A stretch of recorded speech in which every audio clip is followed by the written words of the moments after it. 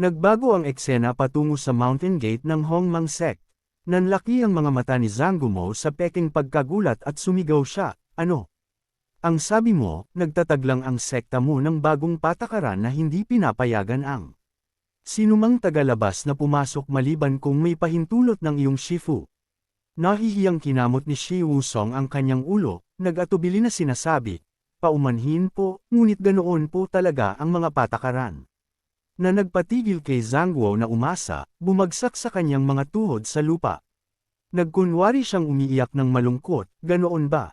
Okay lang. Hindi mo kailangang magdamdam." Sa labas, pinakita niya iyon, ngunit sa kanyang puso, umuungol siya at nagmumura, "Pakshet na Hongmang Sect. Kailan kayo gumawa ng bagong patakaran? Bakit hindi ko alam?" Pagkatapos noon, nagpakita si Xiang Shumo ng mukhang pinahihirapan, gumawa ng isang kwento at nagsimulang magreklamo ng walang gana, "Actually, hindi ko naman gustong pahirapan ka. Ang dahilan kung bakit gusto kong pumasok sa Hongmang Sect ay dahil may kaibigan ako na pumasok sa Hongmang Sect at pagkatapos ay naglaho ng walang bakas. Magkasama kaming lumaki mula pagkabata, at pagkatapos ay naghiwalay kami, kaya para hanapin siya, ako." Nanlaki ang mga mata ni Ji Wusong nang may damdamin at bamulong siya, "Ah, ganoon pala." Nagpatuloy si Shuomo sa kanyang kabutihang loob, pinupunasan ang peking luha ng pagkaawa sa sarili habang nagkunwari na nahihiya, "Okay lang, kung talagang mahirap, kalimutan mo na. Hindi ako pwedeng humingi ng di makatuwirang kahilingan sa iyo dahil lang sa minsan kitang niligtas. Mag-iisip na lang ako ng ibang paraan. Umuwi ka na." Sigurado si Xiang Shumo na makakaramdam ng pagkakasala si Ji Wusong at papasukin siya. Ngunit, si Ji Wusong, na tipo ng taong naniniwala sa lahat ng sinasabi sa kanya nang hindi nag-iisip ng malalim, ay lumingon at lumakad palayo, "Talagang mag-ingat ka." Agad na nilakasan ni Xiang Shumo ang kanyang boses at nagmakaawa na tawagin siya pabalik, "Hoy! Hoy! Kung maginhawa, pwede kang tumulong ng kaunti. Huwag kang maging kuripot." Nang marinig ito, tumigil si Shi Wusong at kinuskos ang kanyang baba, "Hayaan mo akong mag-isip." Matapos ang isang sandali ng pagmumuni-muni, nagliwanag ang kanyang mga mata at masaya siyang sumigaw, "Nakuha ko na. Maipapakilala kita sa aking Shifu. Mas magaling ang talento mo kaysa sa akin, kaya baka handa si Shifu na gawin kang disipulo." Napatigil si Xiang Gumo nang marinig ito. Hindi alam ni Ji Wusong ang takot sa puso ni Xiang Gumo, masiglang hinawakan ang kanyang kamay at kinaladkad siya. "Fair na, dadalhin kita para makilala ang aking Shifu ngayon mismo." Nagpanik si Xiang Gumo at nanatiling nakatayo, sumisigaw, Hindi na natin kailangan pang gumawa ng ganoong kalaking gulo." Nagpanik siya sa kanyang puso, nagngangalit ang kanyang ngipin at bumubulong sa sarili, "Ayoko makilala ang Xiaoshuan na iyan. Siya ang pinakatuso. Kung malantad ako sa panahong iyon, hindi ba ako puputulan sa 8 piraso?" Sa pag-iisip nito, natakot si Zhang Guo at gustong kumawala at tumakas ngunit hindi niya magawa. Naguguluhan, nagtaka siya sa sarili, pero napakalakas ng babaeng ito, "Hindi ako makatakas. Anong nangyayari?" Pinagpapawisan si Zhang Shumo ng husto, pinahihit ang kanyang isip at sinabi, "Sandali. Sandali." Ibinabalik ni Shi Wuang ang kanyang mukha at nagtatakang nagtanong, "Anong problema?" Sinubukan ni Xiang Shumo na magpakita ng natural ng ngiti, gumawa ng dahilan at sumagot, "Nag-iisip lang ako na wala akong inihanda. Ang pagpunta para makilala ang iyong Shifu ng ganito ay medyo bastos." Tanong ni Ji Wuong nang walang malay, "Kung gayon, ano ang kailangan mong ihanda?" Nang makita na walang pagdududa ang kabilang panig, nag-improvise si Zhang Gumo, "Hindi ba't karaniwan lang na naghahanda ng regalo para sa kanilang Shifu ang mga ordinaryong tao? Kailangan mo man lang maghanda ng daan-daang low-grade spirit stones. Talagang nahihiya kaming makipagkita sa iyong Shifu nang walang dala." Abang-abala si Zhang Gumo sa pakikipag-usap kay Shi Wusong, hindi niya alam na papalapit na si Xiaoshuan mula sa likuran niya. Hindi pa niya alam hanggang sa sumilip si Shi Wuang sa isang gilid, ngumiti na parang bulaklak at kumaway, "Hello Shifu." Napatalon si Zhang Gumo sa gulat. Tiningnan ni Xiaoshuan ang kanyang disipulo at malumanay na nagtanong, "Wuong, sino ito?" Naglakad si Shi Wuong na parang nag-aakrobatiko patungo sa kanyang Shifu. Kasabay nito, iniulat niya ang lahat, "Nang pumunta ako upang palibutan at sugpuin ang Devil Cultivator, nagkaroon ng maliit na aksidente at niligtas ako ng kaibigang Daoista na ito. Sabi niya, pumasok ang kaibigan niya sa Hongmang sect at pagkatapos ay nawala ng koneksyon kaya gusto niyang pumasok para maghanap ng mga pahiwatig na may kaugnayan dito. Ngumiti si Ji Wusong at idinagdag na parang isang mabuting bata, pero naisip ko na minsan nang sinabi ni Shifuyu na hindi ka pwedeng basta-basta magdala ng mga estranghero sa Hongmang sect, kaya naisip ko, bakit hindi ko na lang siya irekomenda na sambahin ka bilang kanyang guro. Tiningnan ni Shawan ang kanyang disipulo at masayang sumagot, ganoon pala. Si Shang Zuomo ay muling naging bato, ang kanyang katawan at isip ay nagkakabitak-bitik, naghihinagpis, tapos na. Sa pagkakataong ito, tapos na talaga. Ngunit biglang tinawag ni Shawan, kung gayon, mangyaring pumasok ka sa akin, kaibigang Dao. Nanlaki ang mga mata ni Zhang Shumo at sumigaw sa gulat, ha? Ibinuko ni Shawan ang kanyang kamay upang imbitahin siya habang ipinapakita ang kanyang pagkamapagpatuloy at nagpatuloy, dahil niligtas mo ang buhay ng aking disipulo, hindi kami pwedeng maging masyadong mahigpit. Hindi ko alam kung ano ang pangalan ng kaibigang nais mong hanapin, kaibigang Dao. Kinamot ni Shang Shuo ang kanyang pisngi, sumulyap ang kanyang mga mata sa ibang lugar at awkward na sumagot, ang pangalan niya ay Shano. Sumigaw si Xiao Xuan sa gulat at kinuskos ang kanyang baba at sumagot ng walang pagtatago, kung siya ang taong ito, hindi pa matagal na panahon, dahil sa pananakit sa master, siya ay pinatalsik mula sa sekta. Nang banggitin ang lumang kahihiyan, sumigaw ng malakas si Shano Mo at sumagot na parang nakuryente, imposible ito. Kilala ko ang ugali ng kaibigan ko. Hindi niya kayang gawin ang ganoong bagay. Mayroong tiyak na gustong magpahirap sa kanya. Kasabay nito, nagmura siya sa kanyang puso, Pakshet. Kung hindi dahil sa inyo na pinilit ako, magagawa ko ba ang ganoong bagay? Bahagyang kumunat ang noo ni Shawan at tumingin sa kanya. Pagkatapos ay kalmado siyang ngumiti at sinabi, ganoon ba? Ngunit may malinaw na ebidensya ang bagay na ito. Kung sa tingin mo, kaibigang Dao, na mali ang pagtrato sa iyong kaibigan, pumasok ka at iimbestigahan natin itong lubusan ng magkasama. Kung mayroon talagang grievance, gagawin namin ang lahat sa Hongmang sect upang tulungan kang hanapin ang iyong kaibigan. Matapos magsalita, bahagyang ikinaway ni Xiao Xuan ang kanyang kamay, binuksan ang Mountain Protection Formation upang imbitahin si Zhangguo na pumasok. Humakbang si Xiao Xuan, lumingon si Shi Wusong at hinimok ang taong nasa likuran niya, bilasan mo, pumasok ka na.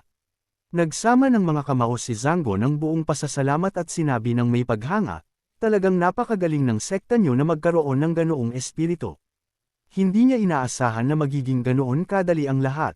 Tuwang-tuwa siya at sumigaw, talagang napakadali lang makapasok ng palihim.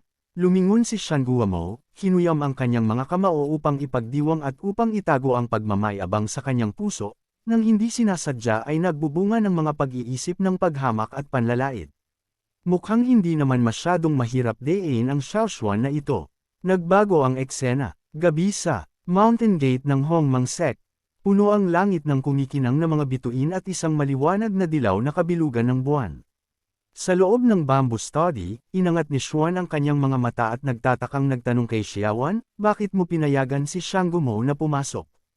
Hindi mo naman siguro hindi nakita ang kanyang disguising, di ba?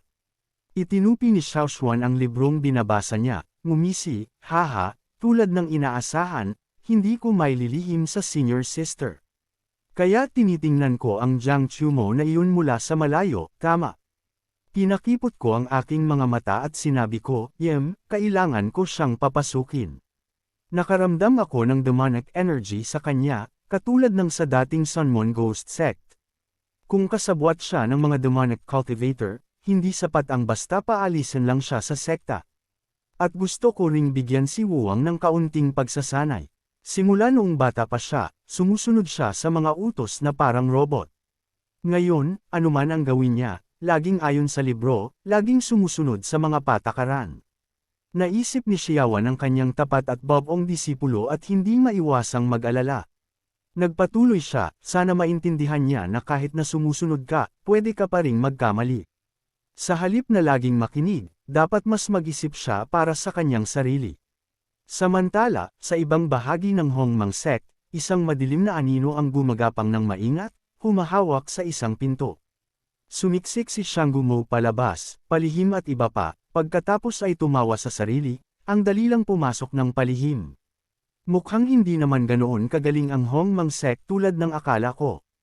Pagkatapos noon, nagsimula siyang lumukso mula sa bubong patungo sa bubong, bumubunyi ang kanyang puso sa ideyang ito na mayroon siya, ang pagpapalaya sa kanya mula sa sekta, baka hindi lang talaga gusto ng langit na masayang ang talento ko rito, kaya pinapahanap nila ako ng isa pang malaking shot. Di nagtagal, nakaupo si Shang Chumo sa isang bubong, nakatitig sa isang gusali sa kabilang panig na may mga gwardya sa labas. Naisip niya, ang Spirit Stone na nagpapagana sa Mountain Protection Formation ay dapat nasa loob ng mga disipulong nagbabantay doon. Wala silang ideya. Tara, tingnan natin. Hindi nila alam, si Chumo ay nakayakap sa isang madilim na sulok, ngumiwi at nakaramdam ng pagmamayabang. Noong nasa Hong Mang Sek pa ako, marami akong beses na bumalik upang bantayan ang Spirit Stone. Kaya kung iguhit ang mga ruta ng patrol ng mga taong ito nang nakapikit, napakabilis. Nakarating si Shang Chumo sa pinto ng silid at pumasok, nakaharap sa isang lumulutang na bato na naglalabas ng matinding spiritual ki.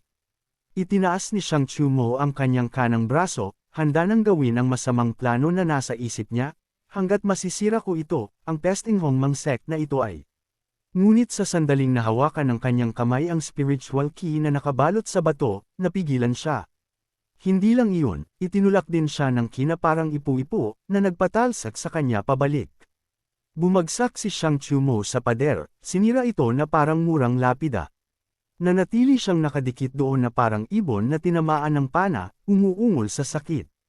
Nang marinig ang malakas na ingay sa loob ng Spirit Stone Chamber, sumugod ang patrol group, sumisigaw, "Sino dyan? Sino yan?" Idinura ni Siang Chumo ang dugo, nagngangalit ang kanyang ngipin sa pagkabigo, "Pakshet." May naglagay ng restriction sa Spirit Stone. Lahat ng ingay, papalapit ang mga patrol. Wala nang atrasan ngayon. Kung mahuli ako this time, hindi lang pagpapalaya sa sekta ang mangyayari. Kailangan kong tapusin ang trabaho na sinabi sa akin ng lalaking nakaitim, o kailangan ko ang kanyang proteksyon upang manatiling buhay. Sa pag-iisip nito, ginamit ni Chumo ang lahat ng kanyang lakas upang sumugod patungo sa Spirit Stone. At desperadong gumawa ng kanyang desisyon, kahit mawala pa ang lahat ng aking cultivation sa isang iglap, kailangan kong sirain ang bagay na ito. Bigla, isang malakas na kamay mula kay Xiaowan ang humawak sa kanyang kwelyo at pinigilan siya. Kasabay nito, isang tanong ang hindi para sa kanya, "Tingnan mo si Wuang." Lumingon si Shang Chumo, nanlaki ang kanyang mga mata sa gulat at sumigaw, "Anong nangyayari? Bakit kayong dalawa rito?" Kinuyam ni Xiaoshuan ang kanyang noo, isang mapanuyang ngiti ang kumilos sa kanyang labi, "Hindi ba dapat kami ang nagtatanong sa iyo? Sabihin mo sa akin, kapwa Daoist, bakit ka nasa Hong Mang Sek Formation Chamber para sa Mountain Protection Array?" Si Shi Wuang ay lubusang nabigo sa malinaw na katotohanan na nasa harap nila at mapait na sinabi, "Kaya pala mo ako niligtas, para sa sarili mong layunin." Mahigpit ang kapit ni Xiaowan kay Shang Chumo, hinayaan siyang sumigaw. Lumingon siya sa inosenteng disipulo na may malumanay na tinig upang paalalahanan, "Okay lang, Wuang. Hindi kita dinala rito upang pag-alitan. Gusto ko lang natandaan mo na ang puso ng tao ay mapanlinlang, at dapat mong pag-isipan ng mabuti ang mga bagay sa hinaharap." Sumang-ayon si Shiwang sa mga aral ni Xiao at sumagot, "Naiintindihan ko, Shifu. Hindi na ako gagawa ng ganoong pagkakamali muli." Nang marinig iyon, ngumiti si Xiaoshuan ng may kasiyahan, "Mabuti, napakabuti. Ngayon, bilang iyong guro, tuturuan kita kung ano ang gagawin kapag nakakita ka ng ganitong uri ng traidor." Pagkatapos nito, ginamit ni Xiaoshuan ang Heaven Devouring Earth Destruction Art kay Zhang Chumo, na nagdulot sa kanya na sumigaw na parang bumagsak ang langit. Pagkaraan ng ilang sandali, tila nahulog sa isang hypnotized state si Shang Chumo. Binitiwan siya ni Xiaoshuan at tahimik na sinabi, "Tapos na." Ang kontrol ng Heaven Devouring Earth Destruction Art sa isip ng mga tao ay nagsimula na. Tumayo si Xiaoshuan na nakaharap kay Shang Chumo at nagsimulang mag-interrogate, "Magsalita ka. Ano ang iyong at ng iyong mga kasabwat na pinaplano?" Sumigaw si Shanumo, Pagkatapos ay kumuha siya ng signal flare at inialok ito kay Xiao Xuan habang inilalantad ang lahat ng kanyang mga balangkas, sirain ang Hongmang Sect's protection formation. Pagkatapos, gamitin ito upang makipag-ugnayan sa kanya. Kinuha ni Xiao Xuan ang signal flare mula sa kanyang kamay, tiningnan nito at bumantong hininga, ganoon pala. Nagbago ang eksena sa kagubatan sa labas ng Hongmang Sect. Ang lalaking nakaitim na nakatayo sa isang mataas na sanga ay kinuha ang signal flare na ibinigay niya kay Xiang Gumo, na dumaan sa boundary barrier at tuwirang lumipad sa kalangitan. Maligayang sumigaw si Longuki, mukhang hindi naman ganap na walang silbi ang disipulo na iyon. Pagkatapos ay inutusan niya ang mga subordinate na nakabantay, oras na para tayo naman ang gumawa ng ating hakbang. Di nagtagal, lumitaw ang grupong ito ng mga tao sa harap ng mountain gate ng Hongmang Sect. Biglang may sumigaw sa gulat. Nang makita kung gaano katahimik ang lahat sa paligid, ang lalaking nakaitim na may maskara ay nagtatakang nagtaka, anong kakaiba? Bakit napakatahimik ng Hongmang Sect na ito? Pagkatapos ay nagtanong siya sa pinuno para sa payo, Sir, may nararamdaman po ba kayong kakaiba sa bagay na ito? Tinitigan ng lalaking ito ang mga hagdanan na patungo sa Hongmang Sect. Walang takot at may tiwala, nakangiti, kahit nabitag ito, ano ngayon? Kung mayroong talagang mapanganib na malaking formation na mag-a-activate, mangangailangan ito ng kahit man lang 15 minuto. Pagdating ng panahong makakaya nilang i-reactivate ito, matagal nang naging tambak ng lupa at ginto ang Hongmang Sect. Narinig ito ng lalaking nakamaskara at wala ng anumang pagdududa, masayang. Sinabi, tama, sa iyong proteksyon sa amin, ang isang maliit na Hongmang Sect ay hindi talaga makakapagpatuloy na mabuhay. Kasabay nito, palihim siyang nag-isip sa sarili, puno ng pagmamayabang, mabuti na lang at espesyal kung pinakiusapan ang aking Shifu para sa tulong mula sa Sunmoon Ghost Sect ng Upper Realm Immortal Court. Sa isang Body Integration Realm Immortal na sumusuporta sa akin, sisirain ko ng lubusan ang Hongmang Sect ngayon. Ang namumunong Immortal ng Vanguard ay sumugod sa Hongmang Sect at buong tiwalang nag-utos, sige. Burahin na natin ang Hongmang Sect ng tuluyan. Samantala, sa bubong ng Hongmang Sect, nakatayo sina Xiao Xuan at Shi Hinoo, sinusuri ang lugar.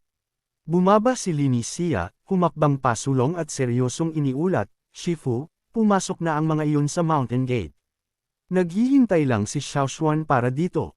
Tumawa siya at sumagot, napakahusay. Pagkatapos ay lumukso siya mula sa bubong, sinabi sa kanyang dalawang disipulo, Tara na. I activate ang Grand Mountain Protecting Formation. Sabay-sabay na sumagot sina Lin Zihi at Shi Hinoo, naiintindihan. At mabilis na sumunod kay Xiao Xuan. Habang gumagalaw sa bubong, nagtanong si Shi Hinoo ng katanungang nasa isip niya, Xiao Xuan Shifu, hindi mo ba nahulaan na ang ilan sa mga reinforcement na inimbitahan nila ay maaaring galing sa Upper Realm? Mayroon ba talagang kapangyarihan ang aming Hongmang Sect Grand Mountain Protecting Formation na pabagsakin ang mga immortal mula sa Upper Realm? Hindi sinagot ni Xiaoan ang tanong ng kanyang disipulo, simpleng sumagot, hindi mo malalaman hanggat hindi natin susubukan. Pakiramdam niya ay lubos siyang relax at tiwala sa kanyang plano. Simula nang masira ang Mountain Protecting Formation ni Jiuan, hindi lang niya pinagawa kay Zhu Gailin, kundi pinagawa rin niya kay Jiupan at Jianfang ang ganap na pag-upgrade ng formation. Sa pag-iisip kung paano niya pinakilos ang mga tao upang palakasin ang kapangyarihan ng Talisman Stones, nakaramdam si Jiawan ng pagmamalaki. Ngayon, ang Grand Mountain Protecting Formation ng Hongmang Sect ay ganap na naayos. Bigla, nilingan ni Xiao Xuan si Shi Hinoo at sinabi, pero ang pag-activate ng formation ay nangangailangan pa rin ng oras. Ipinapagawa ko sa iyo ang Vanguard Mission. Walang problema, di ba? Nagulat si Shi Hinoo sa plano ng kanyang Shifu, ngunit buong tapang siyang tumanggap. Walang problema, Shifu. Sa hagdanan, biglang natigilan ang sumalakay na grupo mula sa Hongmang Sect. Nakita nila ang isang madilim na figure na nakatayo sa kanilang daan sa itaas na hagdanan. Agad na nagtanong ang mga tao mula sa Sunmoon Ghost Sect, sino iyan? Matigas na tiningnan sila ni Shi Hinoo, handa ang kanyang mga kamay at nagdeklara ng may kabayanihan, kung gusto mong dumaan, kailangan mong yapakan ang aking patay na katawan. Mayabang na tumawa ang immortal, nagpapakita ng lubos na paghamak, paano nang ahas ang isang maliit na bata na tulad mo na maging ganyan kay tigas. Kasabay nito, ikanaway niya ang kanyang kamay, nagpapahiwatig sa kanyang mga subordinate na sumugod. Hinuyam ni Jinoo ang kanyang mga kamao, handa ng lumaban, isang tingin ng determinasyon sa kanyang mga mata. Bumulong siya sa sarili, narito na sila. Kumislap sa kanyang isip ang mga imahe ni Xiao Xuan na ipinapasa ang kanyang kapangyarihan sa kanya, na nagbigay sa kanya ng tiwala. Inilipat sa akin ni Shifyo ang kanyang cultivation, itulak ako sa tuktok ng core formation. Pinanood ni Shihinuo ang mabangis na grupo na sumusugod sa kanya, lalong pinatatag ang kanyang paniniwala, at ang mga taong ito ay halos nasa core formation hanggang sa maagang spirit severing stages. Plus, mayroon akong Dharma artifact na ibinigay sa akin ni Shifyo. Hanggat mapanatili ko ang isang matatag na bilis sa labanan, tiyak na matatalo ko ang grupong ito. Sa pag-iisip na iyon, naramdaman ni Shihinuo na nagkaroon siya ng 10 beses ang kanyang kapangyarihan at sumuntok siya ng diretso sa mukha ng isa sa kanila, na nagdulot sa kanya na magbuga ng dugo. Habang nakikipag-ugnayan si Shihinuo sa lalaking nasa harap, isa pa ang lumitaw mula sa likuran, naglalagay ng kadena sa kanyang leeg upang bumuo ng paningas. Hinigpitan niya ang kadena, pinilit si Shihinuo na abutin at hawakan ito, na nagbigay ng pagkakataon sa lalaking nasa harap na suntukin siya sa tiyan. Naramdaman ni Shihinuo ang kirot, ipinikit ang kanyang mga mata at idinura ang isang bungkus ng sariwang dugo. Nagpatuloy ang lalaki sa likuran na hawakan ang kadena at hinayla siya pabalik. Kinaladkad si Shihinuo sa hagdanan ngunit nahirapan ang kanyang mga kamay na panatilihing mahigpit ang kadena sa kanyang leeg, umuungol sa sakit, yuga. Nakatayo sa taas, sumigaw si Lin Jiahe nang may pag-aalala sa eksena, Shime. Hindi inalis ni Xiao Xuan ang kanyang tingin sa sitwasyon sa ibaba, kalmadong pinapanatag ang kanyang panganay na disipulo, huwag kang magpanik. Kalmado niyang ipinaliwanag, kailangan niyang matuto kung paano lumaban ng mag-isa. Kailangan mong maniwala sa kanya.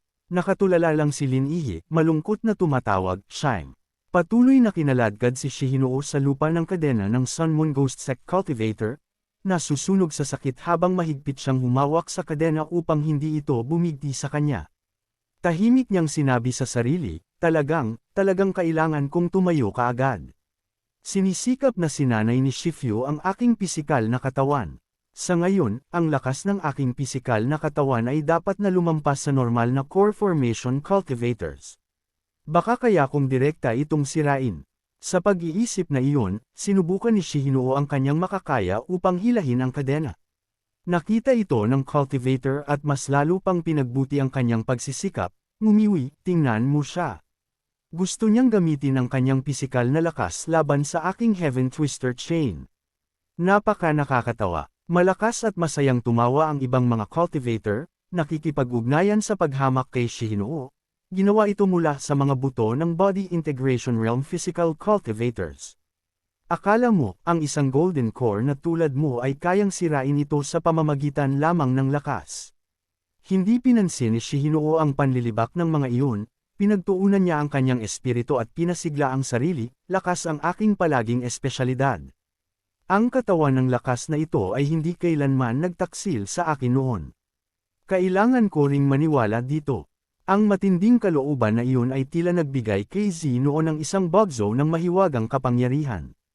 Nagngingit-ngit siya at ginamit ang lahat ng kanyang lakas upang marahas na sirain ang kadena na nakabalot sa kanyang leeg, pinaghihiwa-hiwalay ito sa ilang piraso. Natulala ang mga cultivator, nakanganga ang kanilang mga panga habang sumisigaw sila ng sabay-sabay, ano? Ginawa niya talaga. Tumayo si Shihinuo, kinuyam ang kanyang kamao at itinaas ito, nakaharap sa kanyang kalaban na may determinadong tingin. Naisip niya sa sarili, kaya ko ito. Ang cultivator na sumubok na supulan siya ng mga kadena ay lumukso pabalik. Sumugod patungo kay Shihinuo at sumisigaw sa kanyang mga kasama, huwag nating maliitin siya. Tara, sama-sama tayo. Nang marinig ito, lumipad ang isa pang cultivator, sumagot, naiintindihan. Pinayuhan ni Shihinuo ang kanyang sarili na manatiling kalmado. Itinuro sa akin ni Hio ang lahat ng kasanayan sa labanan, naisip niya, madaling iniiwasan ang atake ng kalaban sa isang bahagyang paggalaw ng ulo. Umalangaw sa kanyang isip ang mga tagubilin ni Xiao, panatilihing bantayan ng mabuti ang mga galaw ng iyong kalaban, hulaan ang kanilang susunod na hakbang, at mabilis na sunggaban ang kanilang kamay. Bumulong si Shihinuho ang lahat ng kanyang natutunan, pagkatapos ay walang pag-aalinlangan na mahigpit na hinawakan ang braso ng kalaban at ibinagsak siya sa lupa. Bigla, isang matalim na espada ang tumusok ng direkta patungo sa kanya mula sa likuran. Magaling na tumalon si Shihinuo, inilagay ang isang paa sa talam ng kalaban bilang fulcrum, ginamit ito bilang leverage, binaluktot niya ang kanyang katawan, sumalampak pabalik, nalulugod sa pag-iisip sa kanyang isip, ito na. Ganyan lang, sinulyapan ng cultivator ang anino ni Shihinuo sa itaas ngunit nang tumingala siya, wala siyang nakita. Nabulong niya, saan siya nagpunta? Si Shihinuo, na parang bumabang bituin, biglang sumugod sa kanyang likod mula sa itaas, na naging dahilan upang bumagsak ang kanyang dibdib sa lupa, sumisigaw sa langit. Sa kanyang bilis at lakas, inapakan ni Ziwo ang tiyan ng cultivator at sinuntok siya sa mukha. Pagkatapos, hinawakan niya ang kanyang mukha sa isang kamay, inangat siya ng mataas at hinayla pabalik, pagkatapos ay puwersa siyang inihagis patungo sa kanyang mga kasama na parang bola. Makalipas ang isang sandali, sa ilalim ng kalangitan ng Hongmang Sect, ang mga cultivator ng Sun Moon Ghost Sect ay bagbog sarado ni Shihinuo, ang ilan ay nakahiga ng walang galaw, ang iba ay naghihirap at umuungol.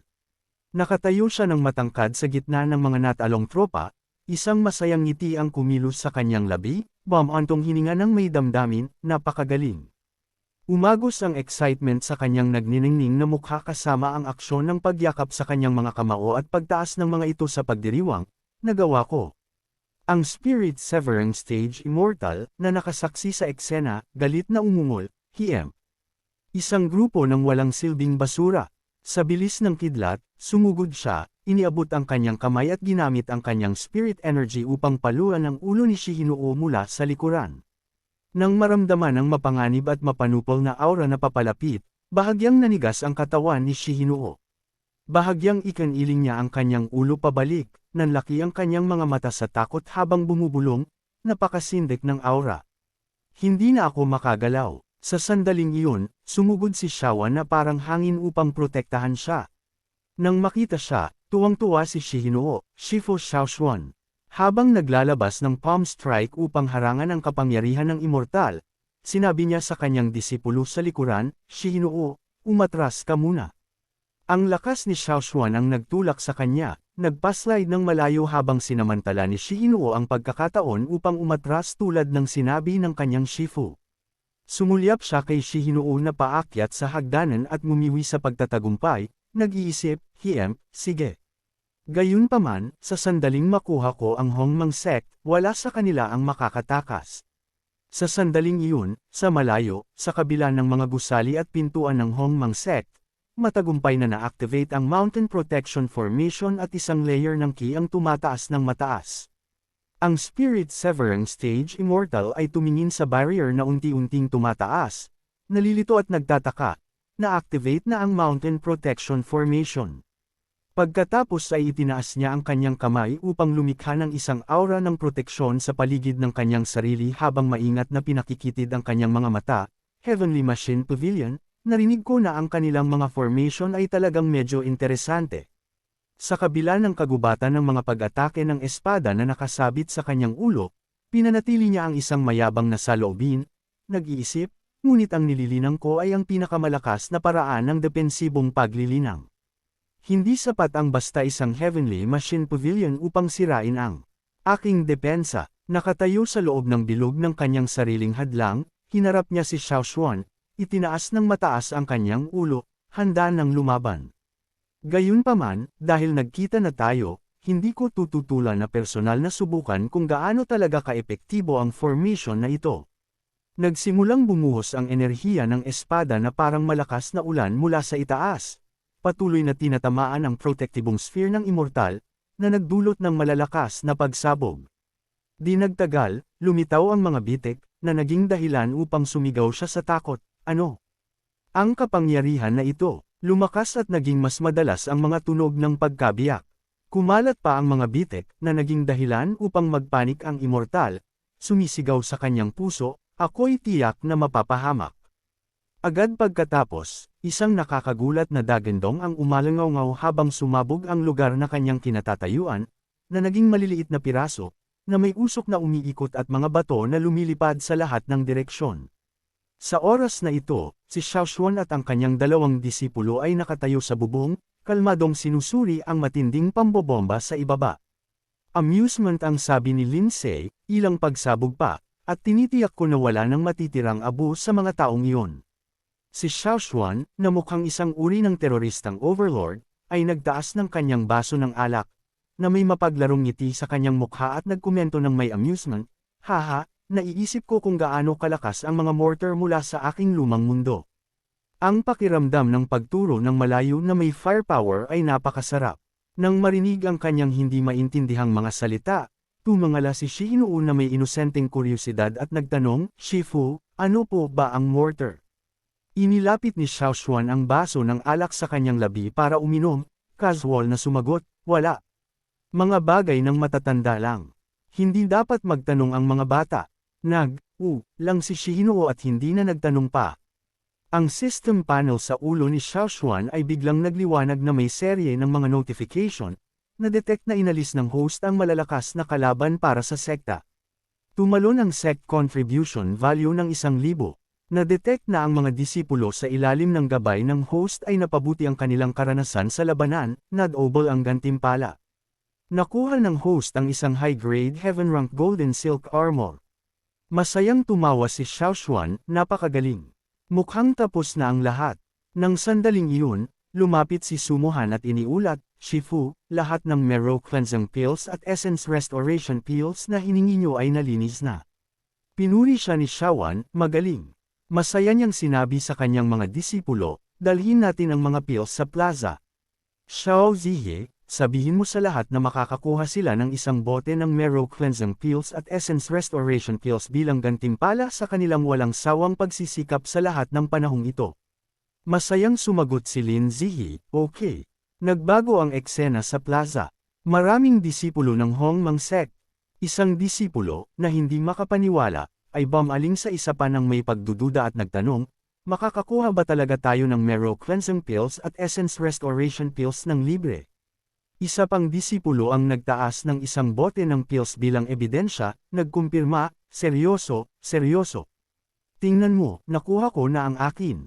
Pagkatapos, habang nagbubuhos siya ng isang pill sa kanyang palad para makita ng dalawa sa tabi niya, nagtaka siya ng malakas, hindi ko alam kung bakit napaka-generous ng sekta sa pagkakataong ito. Dati, kailangan mong gumawa ng mga gawain para sa sekta sa loob ng isang buong buwan para lang makakuha ng isang pill, at first grade lang yun.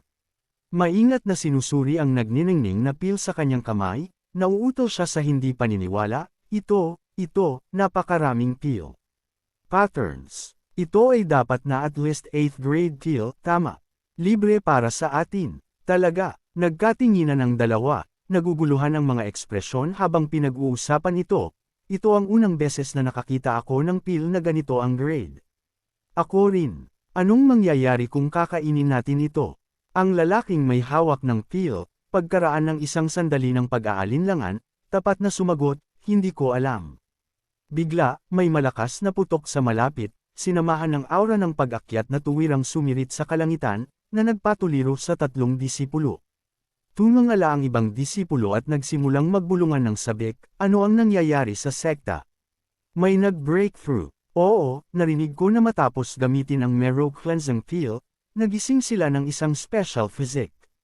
Ang disipulo na may bond sa tabi ng lalaking may hawak ng pill ay nagkalkal ng dila at bamulong, nagising ng isang special physique, ha?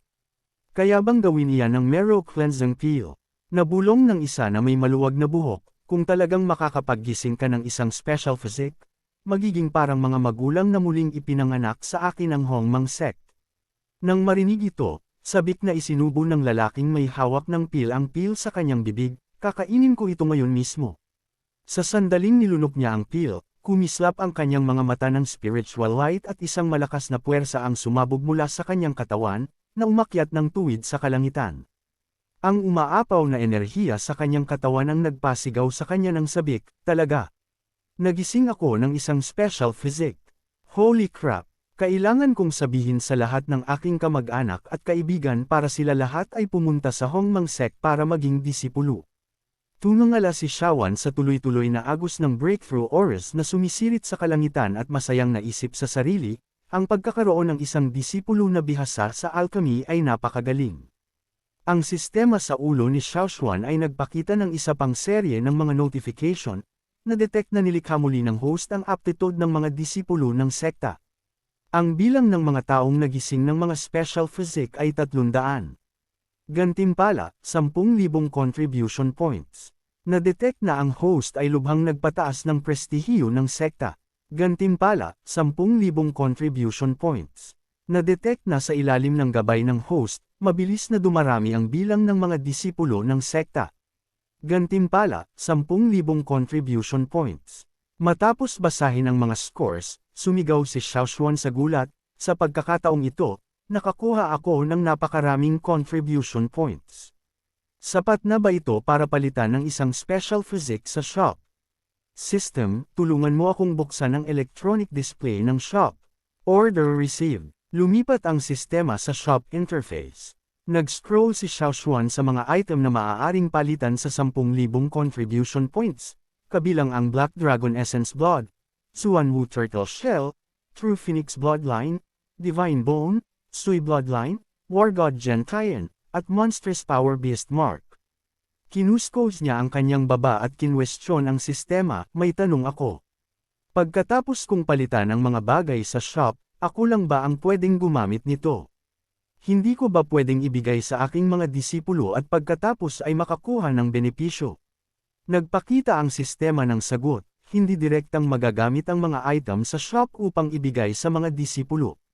Bawal ang panlilinlang. Biglang tinakpan ni Xiaoshuan ang kanyang bibig ng may tusong ngiti at nagtanong pa, sabi mo lang direktang ginamit, kaya ibig sabihin, pagkatapos baguhin, posible, di ba? Hindi inaasahan ng sistema na makikita ni Xiaoshuan ang butas sa pagkakasalita nito at sandaling naguluhan, hindi sigurado kung paano sasagutin. Nag-click si Xiaoshuan sa War God Jingtian Bloodline na nagkakahalaga ng 10,000 sect. Contribution points. Matapos ang isang sandali ng pagmumuni-muni, ayaw na ipinakita ng sistema ang impormasyon, nilinaw na ang nakaraang tugon nito sa tanong ni Xiaoshuan ay limitado lamang sa side quest na ito. Nagbago ang eksena, gabi sa isang silid, nakaupo si Shihino na nakakrus ang mga binti, nakatuon sa paglilinang. Ang kanyang katawan ay napapalibutan ng isang maliwanag na aura na naglalaman ng mga sinaunang inskripsyon. Pumasok si Xiaoshuan at tahimik na sinabi, nagpapakahirap pa rin sa ganitong oras. Nang makita siya, sumigaw si Shihino sa gulat, Shifu. Bakit ka rito? Ginamit ni Xiaoshuan ang kanyang aura at sumagot ng nakangiti, disipulo, nakita kitang nagpapakahirap, kaya dinalhan kita ng kaunting bagay. Binigyang diin niya ang mga salitang, late night snack. Habang nagpapadala ng spiritual energy kay Shihino, nararamdaman ang kakaibang nagbabagong kapangyarihan na unti-unting dumadaloy sa kanyang katawan, tiningnan ni Shihino ang kanyang mga kamay ng may pagkamangha, pagkatapos ay nanlaki ang kanyang mga mata sa gulat at naisip sa sarili, teka, ang kapangyarihan na ito ay. Kinabukasan ng umaga sa bakuran ng Hongmang Sect, isang disipulo na naglalakad ng payapa na nakasabit ang kanyang mga kamay sa likod ng kanyang ulo ay ngumiti at sumigaw, ang Hongmang Sect pa rin ang pinakamabuti sa kanyang mga disipulo. Saan pa ba makakakuha ng libreng marrow cleansing pills? Biglang may malakas na crack. Bumaling ang dalawang disipulo at napansin na ang mga pader ng katabing silid ay nagpapakita ng mga palatandaan ng pagkabiyak. Bago pa sila makabawi sa kanilang sarili, isang nakabibinging putok ang sumabog, nagpapakalat ng usok, alikabok, at mga labi sa lahat ng dako. Nakatayo sa maulap na usok, nabulong nila, anong nangyayari? Matapos makita si Shihino na lumitaw na may malakas na sandata sa kanyang kamay at kasama ang walang ulong War God Tian na ipinatawag sa likuran niya, pareho silang hindi maiwasang sumigaw sa paghanga. Isa sa mga disipulo ang sabik na nagtanong, Senior Marshal Sister Zihi, nagising ka ba ng isang special physique? Kinamot ni Shihino ang kanyang ulo sa hiya, humihingi ng paumanhin, oo, ginawa ko. Sorry, hindi ko kontrolado sandali. Okay ka lang ba? Matapos magpaliwanag, tiningnan niya ang kanyang mga kamay, nagtataka, pero bakit nangyayari ito? Biglang lumitaw si Sumo Han kasama si Xiaoshuan at ang iba pa, malumanay na sinasabi, Jihimay, hindi ka pa ba magpapasalamat kay Shifu? Pagkatapos ay itinuro ni Sumuhan si Xiaoshuan, detalyadong ipinapaliwanag. Ito ang pinagpuyatan ni Shifu ng 3 gabi. Kumuha siya ng lahat ng uri ng mamahaling elixir at pinagsama-sama upang hubugin muli ang iyong dugo at katawan, lumikha ng Xingtian War God bloodline. Ito ay perpektong akma sa iyong kapangyarihan. Nang marinig ito, kumislap ang mga mata ni Ji Wuwang na may luha, lubos na naantig, Shifu. Ganoon pala ang inyong pag-iisip sa akin. Humakbang si Xiaoshuan at hinaplos ang balikat ng kanyang disipulo, taos pusong sinasabi, wala ito. Kung mapabuti ka lang, mas magiging mahusay si Shifu. Natulala si Ji Wuwang, napaiyak at mahinang tumawag, Shifu.